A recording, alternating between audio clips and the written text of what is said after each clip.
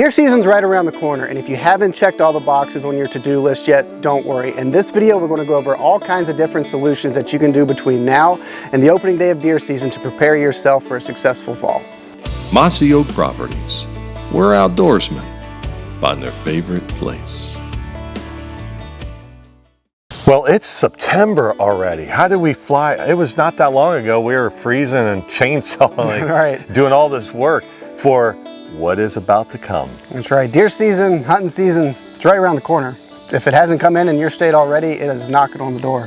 Yeah, and a lot of us, you know, especially depending on where you live in the part of the country, let's Midwest, Mid-Atlantic area, it's food plot planning time. And right. I know in Midwest, it's almost tick-tock. It's start the stressful time. It's like, did I get them in early enough? Right. Well, I got them in, but there's no rain coming. Right. What am I going to do? My deer season's over. You know, it's like, oh my God, right. Everybody else's is perfect. Yeah, this time of year, it should be a time of excitement, anticipation, but for some reason, unintentionally, we put some stress on ourselves because the clock's ticking, and if we haven't got rain, our food plots are either not germinating or not growing, or we're waiting for rain that's not coming to plant them. We haven't gotten stands up, whatever the case may be. And in this video, we are going to offer some solutions, or at least a little peace of mind, that you can go into this deer season knowing that if you haven't gotten everything done yet, you still got plenty of time. Take a deep breath. Deer season is going to get here when it's going to get here. And in the meantime, there are still some things that we are going to share with you that you can employ to be successful in October. So one of the things that's like the most popular thing when it comes to land management is food plots. Yeah. I mean, you can't kill a deer unless you have a food plot, right? I don't know how we did it before food plots. I mean, come on.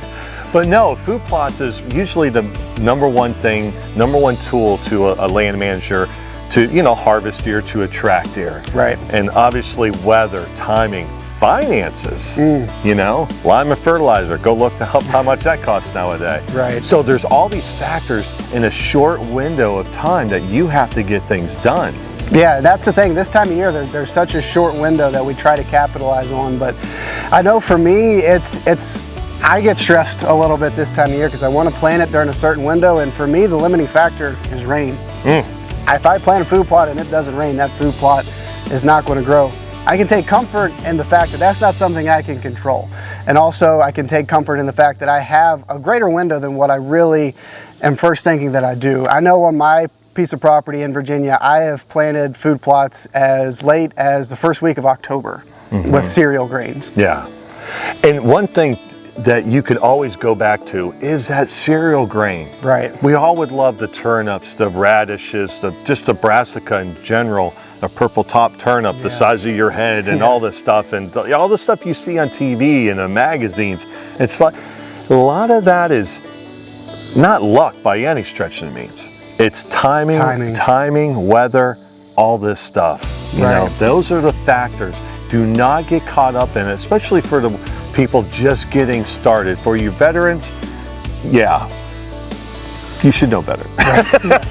You know, but for the new people to this land management, there's a lot that could go wrong. Oh, for sure. And sometimes life gets in the way. I mean, sometimes you got vacation or family things that come up that, and as it should, food plots take a back seat and you can't really get them done in the time frame, even if you've been doing it for a long time. Like as you mentioned, it just gets pushed down the to-do list. But we talked about planting methods in earlier food plot videos. Again, like if you haven't had time to really prepare the soil, if you like to disc or till, you can broadcast, especially cereal grains or something like crimson clover. You have a much bigger window. I think winter rye can germinate on a soil temperature as low as 34 degrees. Not suggesting you wait until December 15th to plant your food plots, but it just goes to show, especially with a cereal grain like winter rye that's going to be very attractive for deer, you have a very big window to get that seed in the ground and still establish a successful food plot.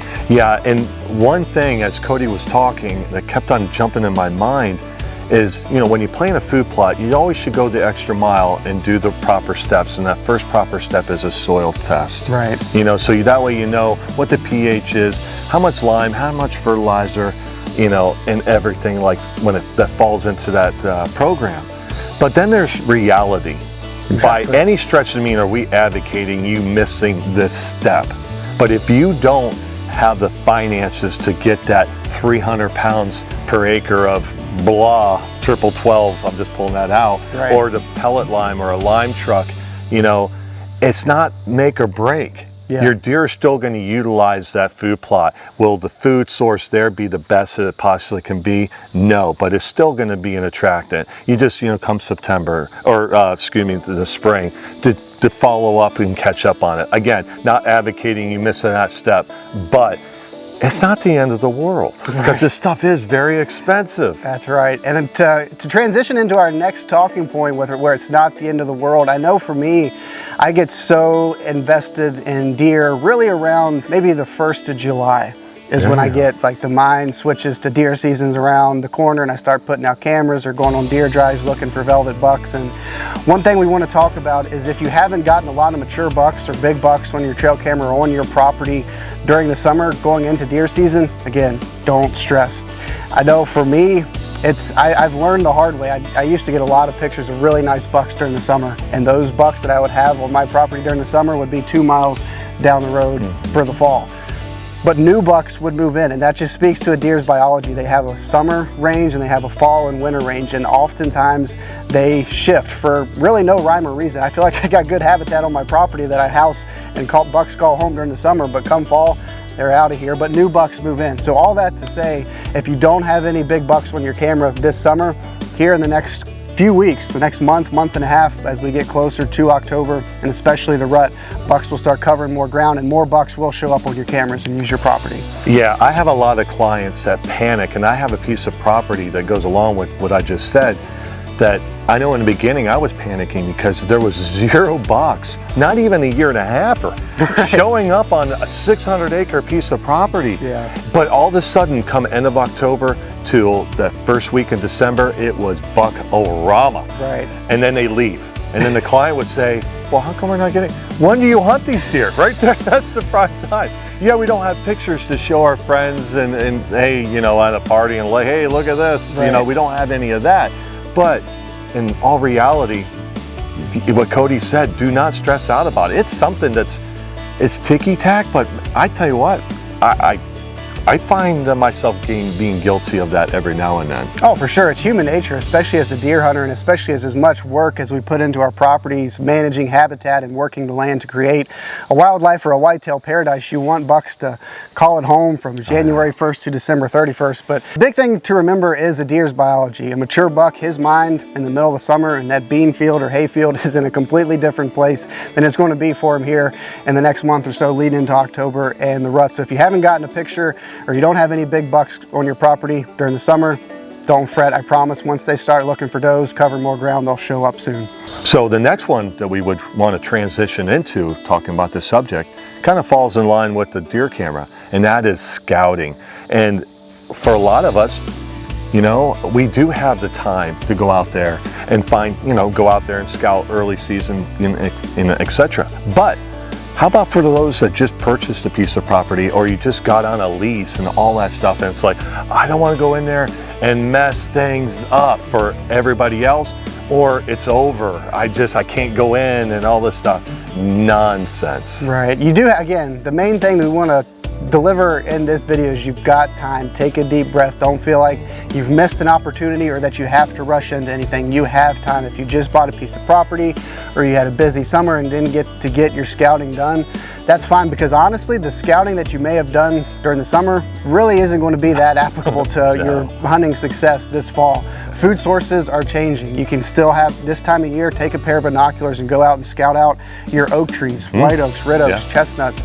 Take a pair of binoculars, look up in the trees, and you've got plenty of time. You've got an opportunity to do that. You can determine, hey, if this spot's loaded with acorns, I promise you, if you go in and scout out that tree, deer aren't going to be too upset that you put boots on the ground scouting out a tree if it's dropping acorns. And then I'm out. I'm not eating it. Exactly. And in the same breath, you can eliminate a lot of opportunities or trees or spots on your property that if they're not producing a food source, whether that's acorns, hard or soft mass, whatever the case may be, to stay away, and you can really maximize your time and be more efficient on the spots that are going to be more productive.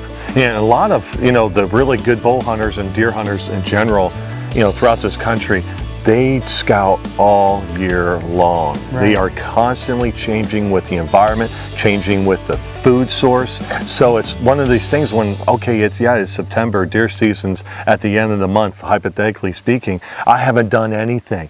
Nonsense, again, nonsense. We have time. The best of the best scout all year long, changing with the times. That's right. I think sometimes we get, and I'm just as guilty of this, I've given myself a little bit of grace as I've gotten older. I used to try to stay out of the woods from August until the opening day of deer season because I didn't want to put too much pressure on the deer or leave too much scent. But as I've gotten older and have gotten more experience, I put up stands in the middle of deer season, in the middle of the day, and had deer walk by them that afternoon while I was in the stand. So we want to be sensitive to deer, and we want to leave, we want to hunt unpressured animals, and we want to create a stress-free environment. But these animals live amongst us. Like they know we're here. So a trip to the woods to scout and to make yourself more efficient and successful in the fall, don't feel like you're going to do more harm than good, and it's going to actually be the inverse. You're going to set yourself up well for future hunts. There's a lot of information that we've have given so far, and this is why I bought a dog and started this bird hunting, because there's less stress and all this stuff. But the next one,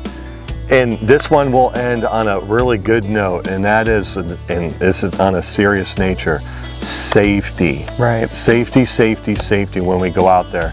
Those tree stands that we might have left up, the ladder sticks, the portable stands that we just left up, even ground blinds. Yeah. All that stuff. Taking the time, because squirrels might have ate the strap just enough that you didn't notice it.